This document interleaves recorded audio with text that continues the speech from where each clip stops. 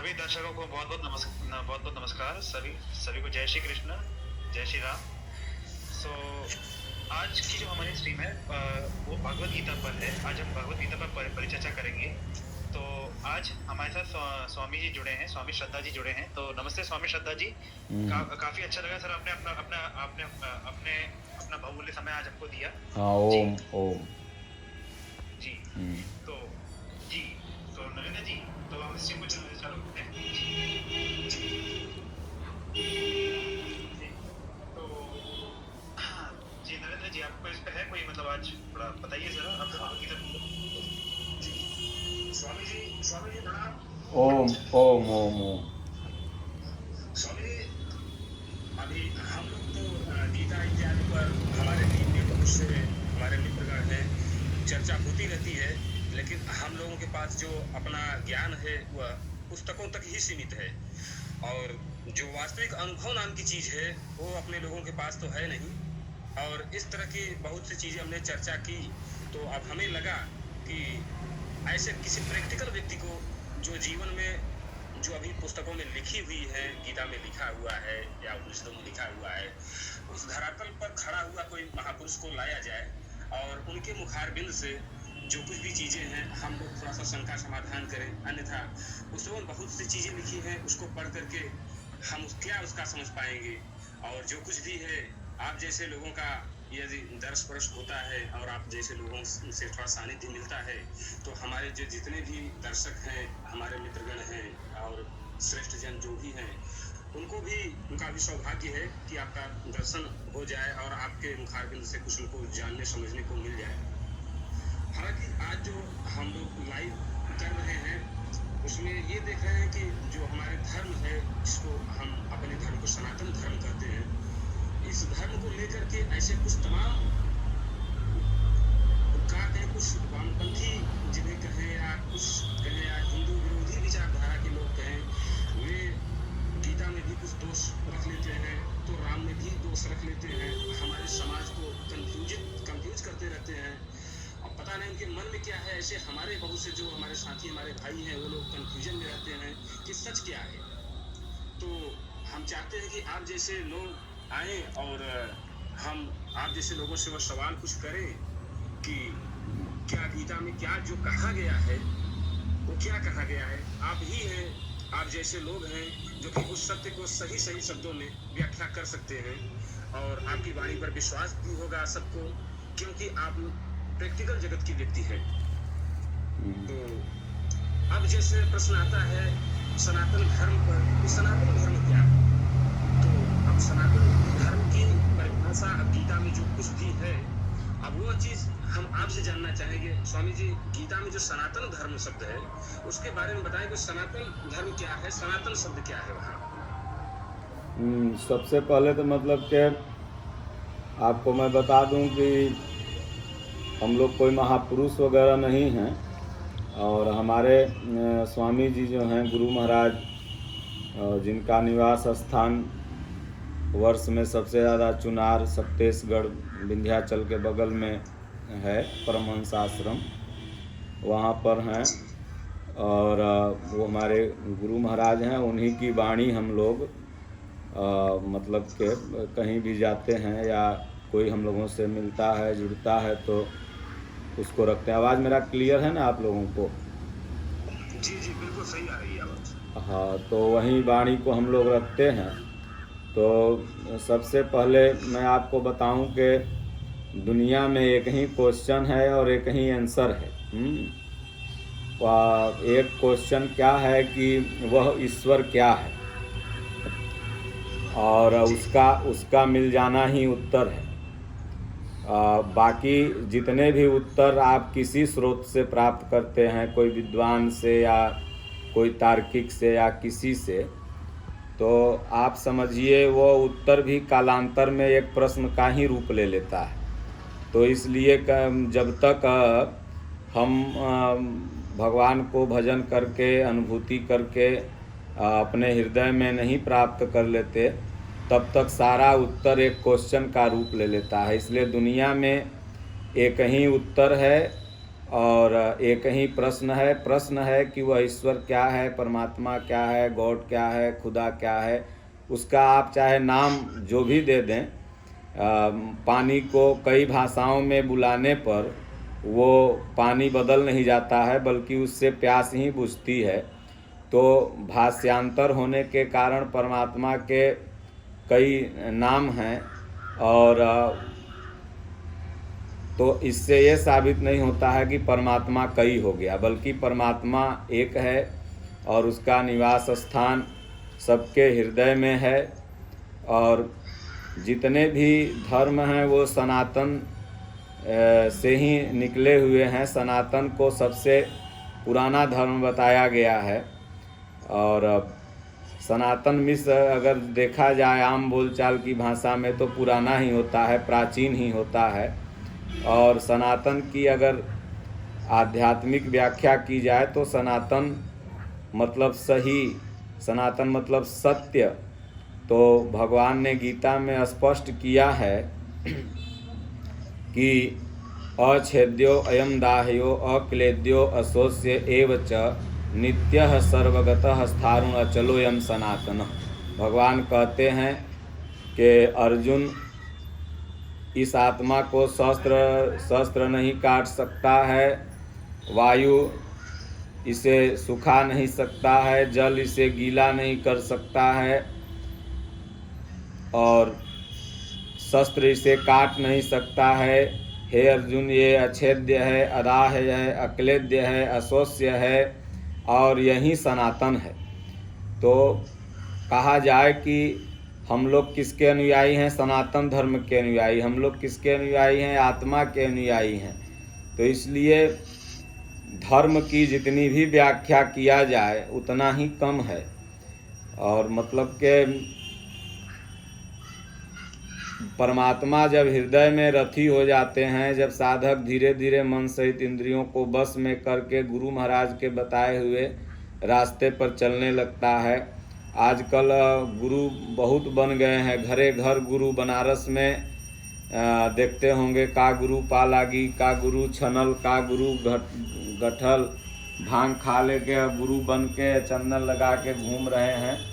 ऐसे गुरु नहीं, बल्कि भजन करके, साधना करके, महापुरुष की सेवा करके जो मन सहित इंद्रियों को बस में कर लें, ऐसे महापुरुष ही मतलब के उस सत्य को बता सकते हैं, और उन्हीं के बताए हुए रास्ते पर चल करके किसी भी जीव का कल्याण होगा। ये वाद और विवाद में हम लोग जो अपने समय को नष्ट करते हैं, इससे मात्र इतना ही होगा कि कम से कम ये कुशवाहा जी ने मौका दिया है और वहाँ पर सब लोग सुन भी रहे हैं। तो जितने भी लोग इसमें सुन रहे होंगे तो इतना देर भगवान की चर्चा हो जाएगी, ये यही पुण्य मिलेगा। बाकी पुण्य जो भी इससे मिलेगा उसमें जब हम साधना करेंगे, भगवान का भजन करेंगे, तभी कुछ हो पाएगा। एक भजन है कि इबादत से कम नहीं है यादें तुम्हारी, प्यारे जो करते हैं बातें तुम्हारी, धूप दीप आदि की नहीं कछु जरूरत, तुम्हें पूजने की नहीं कछु मुहूर्त, जब चाहा जैसे चाहा दिल में मूरत उतारी, इबादत से कम नहीं है यादें तुम्हारी। तो ये जो हम लोग भगवान का याद कर रहे हैं किसी भी माध्यम से, इससे पुण्य पुरुषार्थ तो बढ़ेगा, लेकिन रियल में जब हम साधना भक्ति करेंगे परमात्मा की और गुरु के बताए हुए मार्ग पर चलेंगे, तो ये क्वेश्चन धीरे धीरे जो ईश्वर क्या है वो हल होता चला जाएगा। और आंसर न इसका हम दे पाएंगे, न आप दे पाएंगे, न दुनिया में कोई दे पाएगा, क्योंकि इसका आंसर स्वयं को मिलता है। और जब स्वयं को मिल जाता है तो दूसरों को नहीं बताया जा सकता। ये केवल जितनी जो गीता बुक है या रामचरितमानस है या कुरान है या बाइबिल है, ये जितने भी धर्म ग्रंथ हैं अपने अपने भाषाओं के हिसाब से, धर्म तो ऐसे एक ही है, ये केवल मात्र एक नक्शा है। जैसे भारत का नक्शा है, अन्य देशों का नक्शा है, तो सिर्फ नक्शा देख लेने से क्या आप नरेंद्र जी पूरे भारत को घूम लेंगे? बताइए। जी नहीं, नक्शा देखने से तो पूरा भारत आप घूम नहीं पाएंगे। आप तब पूरा भारत घूमेंगे जब मतलब के ट्रेन पकड़ेंगे, जहाज पकड़ेंगे, चलेंगे, कुछ जगह पैदल भी जाना होगा, तो उसमें जो अनुभूति आएगी वो नक्शा देखने में तो आएगी नहीं। तो उसी तरह गीता, रामचरितमानस, कुरान, बाइबिल ये अपने अपने संप्रदायों का एक नक्शा है। और आजकल लोग क्या सोचता है कि हमने नक्शा देख लिया तो हम ज्ञानी हो गए, लेकिन नहीं, हम ज्ञानी नहीं हुए। कहा गया है कि ज्ञानी हम तब हैं जो हम कह रहे हैं वो स्वयं में अपने में लागू रखते हो। जैसे कि हम कहते हो कि सिगरेट बेटा मत पियो, गंदा है, तो और हम सिगरेट हाथ में लेके पी रहे हो, तो अगला कहेगा ना कि बाबा पी रहा है और हमको मना कर रहा है। तो कहने का तात्पर्य है कि वह ज्ञान ज़्यादा प्रभावी होता है जो हम स्वयं करें। तो जब हम साधना भजन करेंगे, चलेंगे, तो उस पर भगवान प्रतिदिन नई नई अनुभूति देते हैं। तो इसलिए सनातन धर्म जो है और जो गीता है, जो मानस है, ये किसी न किसी महापुरुष की थीसिस है, खोज है। और प्रत्येक व्यक्ति को एक साधना करके अपनी थीसिस, अपना खोज करना चाहिए। क्योंकि अब मान लीजिए कि आप बनारस में हैं और कोई अन्य कंट्री से भी सुन रहा होगा, तो अब कहने का तात्पर्य है कि सबका एक तो खोज है नहीं, सबके रास्ते में अलग अलग कठिनाइयाँ आती हैं, तो उसको लोग अलग अलग से परिभाषित करता है। तो इसलिए गीता जो है वो एक तरह से कहा जाए तो योग का कुंजी है, एक डिक्शनरी है। उस पर चल के आप ज्ञान क्या है, योग क्या है, ध्यान क्या है, यज्ञ क्या है, भजन क्या है, भजन कैसे करें। आजकल बहुत लोग प्रश्न करते हैं, महाराज जी भजन में ही मन नहीं लगता है। तो ये धीरे धीरे, जैसे कुछ लोग किसी माध्यम से, कुछ लोग किसी माध्यम से सुनते हैं। अब आज ही हमको फ़ोन आया था, एक दुबई से आदमी फ़ोन किया, इंडिया का ही है, दुबई में रहता। तो यूट्यूब चैनल के माध्यम से हमारा वो कहीं कार्यक्रम सुना तो बहुत खुश हुआ, बोले महाराज आप बहुत अच्छा बताते हैं। हम कहे भाई हम लोग नहीं बताते हैं, हमारे गुरु महाराज की वाणी है वही बताते हैं। तो यथार्थ गीता जो है, स्वामी जी ने जो हिंदी में लिखा है, आपके बगल में ही है। और मतलब के वो यथार्थ गीता एक साधना का अनुभव है कि साधक कैसे कैसे साधना करता है। आज तक जितनी भी गीता पर टीकाएं लिखी गई, उसमें अर्जुन को पात्र नहीं बताया गया था, भीम को पात्र नहीं बताया गया, भीष्म को पात्र नहीं बताया गया। पूज्य गुरुदेव भगवान ने यथार्थ गीता में बताया कि अनुराग ही अर्जुन है, भाव ही भीम है, नियम ही नकुल हैं। तो ये प्रत्येक व्यक्ति के हृदय में घटित होने वाली साधना है। गीता का मतलब क्या होता है? गो अतीता स गीता, वह ज्ञान जो हमें इंद्रियों से उपराम कर दे, और वही गीता है। गो अतीता स गीता, जो ज्ञान हमें इंद्रियों से उपराम कर दे। भगवान ने गीता में यही कहा अर्जुन से कि त्रय गुण्या विषया वेदा भवार्जुन, अर्जुन तुम तीनों गुण से ऊपर उठ और मेरा भजन कर। तो गीता किसी बुक का नाम नहीं, बल्कि एक अनुभव है, एक साधना है। 700 श्लोक में भगवान ने अर्जुन को कैसे मन लगे, कैसे वो विकारों पर विजय प्राप्त करे। विकार कौन है? दुर्योधन है, ये जितनी भी दुर्योधन की सेनाएं हैं, या दुर्योधन का जो पक्ष ले रहा है, यही विकार है। तो ये इसलिए गीता बुक नहीं है। अब अपना आप दूसरा क्वेश्चन करें तो भगवान के दया से हम लोग पढ़े लिखे हैं नहीं। हम तो पहले ही आपसे बताए थे कि मेरी कोई तैयारी नहीं होती है स्पीच के लिए। हम लोग मतलब के जो कुछ भी अपना परमात्मा बताते गए वही अपना और बता देते हैं। गुरु महाराज की वाणी है और बाकी सब तो बढ़िया ही है। और दूसरा क्वेश्चन आपका क्या है?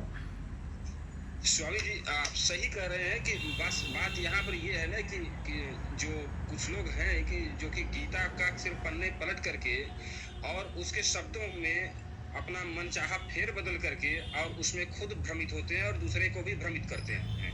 उनके पास गीता के जो साधना का जो अनुभव है वो कुछ नहीं है, बस वो केवल पुस्तकिया के। एक मिनट, एक सेकंड का इसका हम उत्तर दे देते हैं आपको। देखिए, भगवान ने भी गीता में कहा है कि अर्जुन इनकी बुद्धि अनंत शाखाओं वाली है। और मानस में बाबा तुलसी भी कह रहे हैं कि यह न कही सठही हठशीलहि जो न लाई मन सुन हरि लीलहि। तो ये विधाता ने सृष्टि को दो चीज़ों से बनाया है, दो तरह से निर्मित किया और दोनों का जरूरी है। अब देखिए, जब भ्रमित करने वाला होगा तभी तो कोई भ्रम निवारण के लिए पैदा होगा। तो ये इनका गलती नहीं है, इनका गलती नहीं है।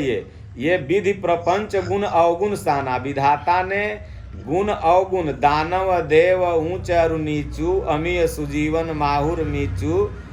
तो भगवान ने ही दानव देवता अमृत विष ऊंच नीच विचार के लोग, ये सब परमात्मा ने दो वस्तुएं, दो तरह की परिस्थितियां हमारे और आपके सामने खड़ी की हैं।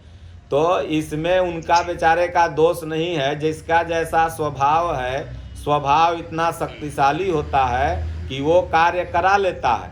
अगर मान लीजिए कि वो लोग न होते तो आज हम और आप कैसे जुड़ते? आज कुशवाहा जी ये जो करवा रहे हैं ये कैसे होता? ये देश विदेश तक लोग कैसे बैठ के सुनते? तो ये दोनों तरह के लोगों का जितना हमारा और आपका अनिवार्यता है उतना इन लोगों का है। इसी को अंग्रेजी में कहते हैं, हम कहीं सुने हुए बोलते हैं, कुछ गलती हो सकता है। तो life is story, word the stage, man is the actor, God is the director. जैसे कि हम और आप बात कर रहे हैं, इसमें जो डायरेक्टर इस चैनल के हैं तो वो मतलब के चाहे तो अभी एंड कर सकते हैं, क्योंकि दोनों हम लोगों को रोल दिए हैं। आपको रोल दिए हैं एंकर का, हमको रोल दिए हैं उत्तर देने वाले का। तो आपका जो रोल है वो करिए, मेरा रोल जो है वो मैं करूं। तो इसलिए हमको और आपको ज़्यादा निराश होने की ज़रूरत नहीं है कि ऐसे लोग ऐसे कर रहे हैं। ये सदैव रहे हैं, हर युग में रहे हैं। भगवान राम के युग में अगर राम जी जैसे बड़े महापुरुष थे तो वहीं पर धोबिया था उन पर आक्षेप करने के लिए। अगर कृष्ण भगवान जैसे महापुरुष थे तो बहलिया था उन पर बाण मारने के लिए। तो ऐसा नहीं कि सिर्फ अभी ऐसी व्यवस्था हो रही है, प्रत्येक युग, प्रत्येक काल, प्रत्येक समय में ऐसे लोग रहते हैं।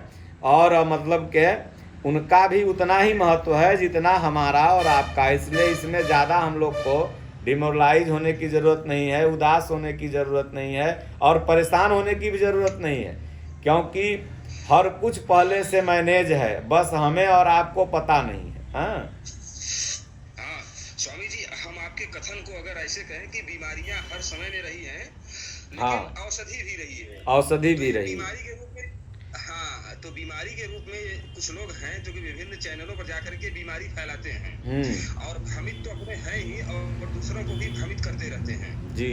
तो हमें आप जैसे औषधि की भी जरूरत है कि कुछ जो वो जिस तरह की बीमारी फैला रहे हैं, जिस तरह का दुष्प्रचार कर रहे हैं, जिस तरह का नास्तिकवाद फैला रहे हैं और ऐसा बात बोलते हैं जैसे लगता है कि कृष्ण भी बेवकूफ थे, राम भी बेवकूफ थे, गीता तो बकवास चीज है, बस जो मैं कह रहा हूँ ना मेरा एकदम शोध है, ब्रह्मलेख है, ऐसी ऐसी बातें करते हैं। उनकी बातों को सुनो, कभी हंसी आती है, कभी गुस्सा आता है। देखिए, जो कहा ना, इन लोगों का रहना बहुत जरूरी है, तभी एक प्रेरणा मिलती है कि यार सभी लोग, हम जानते हैं स्वामी जी कि इन लोगों का देन ये रही है कि हम सभी लोग या हमारे जैसे लोग एक कथानक 1 मिनट का है, इससे मैं इसको स्पष्ट करता हूँ। कथानक यह है कि भगवान कृष्ण के बारे में, जब भगवान कृष्ण थोड़ा बड़े हो गए तो कंस चाहता था कि इनको मैं बार बार मरवा दूँ।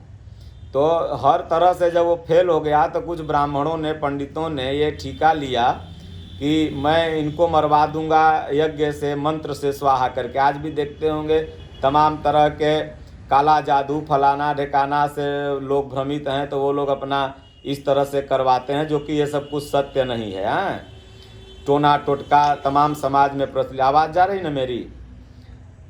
जी। हाँ, तो उसी तरह कंस भी सोचा कि अब मरवा दें। तो भगवान कृष्ण जब आए, बांसुरी बजावे, इधर पंडित लोग स्वाहा स्वाहा यज्ञ अपना करते थे।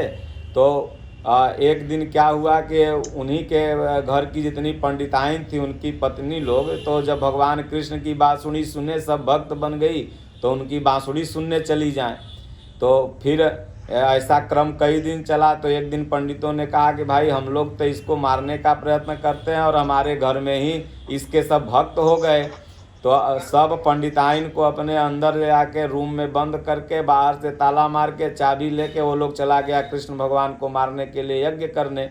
जब वो लोग अपना स्वाहा स्वाहा करने लगा, भगवान कृष्ण उधर से आए, फिर बांसुरी बजाने लगे। फिर थोड़ा देर बाद वो पंडित लोग देख रहे हैं कि उनकी औरतें आके बैठी हैं जितने रोज जाती थी। तो वो लोग विस्मय में पड़ गया कि बाहर से हम लोग ताला मार के आए, तब तो वो लोग कैसे यहाँ पर आ गई। तो वहाँ जब जाके देखता है तो उन लोगों का केवल धड़ था, आत्मा तो भगवान कृष्ण के पास थी। तो मेरा कहने का मतलब कि जब भगवान कृष्ण जिंदा थे तब तो उनका विरोध करने वाले लोग थे, उनको मारने के लिए स्वाहा स्वाहा कर रहे थे। तो आज हैं तो कोई बड़ी बात नहीं है। और ये जो हैं ये परमात्मा का ही देन है। अब एक व्यक्ति भगवान को प्रतिदिन गाली देता था, तो अब गाली देता था तो एक भक्त ने सुन लिया तो उसको मारने के लिए दौड़ा। बोलो तुम गाली क्यों देते हो? तो भगवान वहीं पर उसको आकाशवाणी दिए कि पागल, ये हमको गाली देता है तो मैं इसको भोजन दे रहा हूँ और तुम मार क्यों रहे हो? तो कहने का तात्पर्य है कि मानस में गोस्वामी जी ने कहा है कि यह शुभ चरित्र जान पै सोई, कृपा राम कर जापर होई। यह चरित्र जान ही मुनि ज्ञानी, जिन रघुवीर चरण रतिमानी। सब लोग इस बात को न जानते हैं, न सुनते हैं, न समझते हैं। वही समझ सकता है जो, कहने का तात्पर्य है कि कई जन्मों से परमात्मा में जुड़ा हुआ है, भगवान में जुड़ा हुआ है, बीज उसके पास पड़ा हुआ है। सब तो जान नहीं पाएंगे।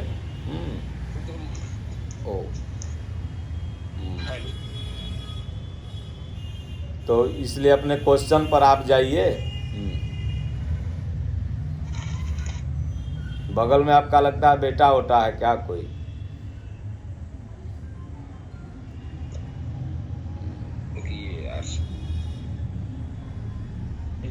अरे यार इससे ब्लूटूथ से कनेक्ट कर देते हैं। बड़ा वाला केबल लाओ।